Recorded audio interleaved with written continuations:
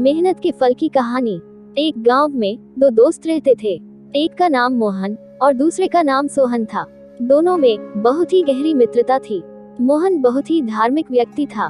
वह हमेशा भगवान की भक्ति में लीन रहता था, जबकि सोहन बहुत ज्यादा मेहनती था।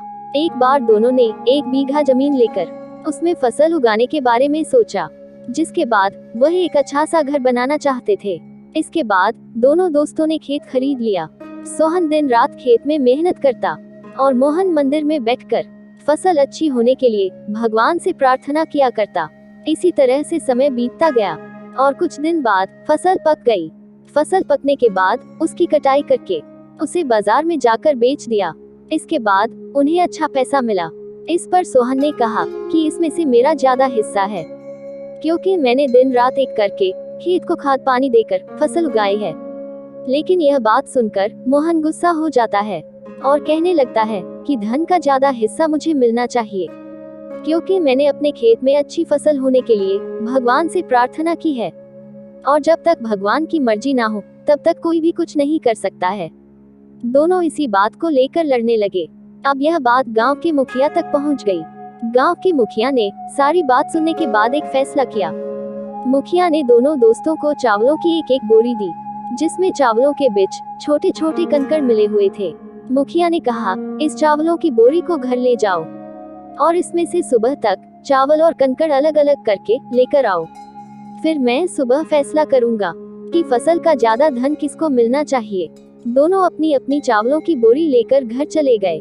सोहन अपने चावलों की बोरी को खोलकर उसमें से कंकड़ अलग अलग करने में लग गया। मोहन अपनी चावलों की बोरी को लेकर मंदिर में चला गया और भगवान से चावलों से कंकड़ को अलग करने के लिए प्रार्थना करने लगा। बोला, हे भगवान, मेरे चावलों से कंकड़ अलग कर दो। दोनों अगली सुबह मुखिया के पास पहुँचे। सोहन ने तो पूरी रात जागकर चावलों से एक एक करके सारे कंकड़ अलग कर दिए। इस पर मुखिया बहुत खुश हुआ और मोहन ने अपनी बोरी मंदिर से ले जाकर ऐसी की ऐसी मुखिया के सामने रख दी और मुखिया से बोला, आप बोरी को खोलकर देख लीजिए।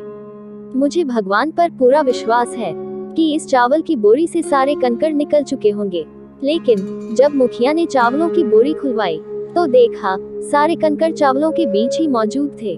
मुखिया ने मोहन को समझाते हुए कहा कि भगवान भी हमारी मदद तभी करते जब हम अपनी तरफ से मेहनत करते हैं। यह बात समझाते हुए मुखिया ने फसल का ज्यादा धन सोहन को दे दिया। इसके बाद से मोहन भी सोहन के साथ खेत में मन लगाकर मेहनत करने लगा। इस बार इनके खेत में और भी ज्यादा अच्छी फसल हुई।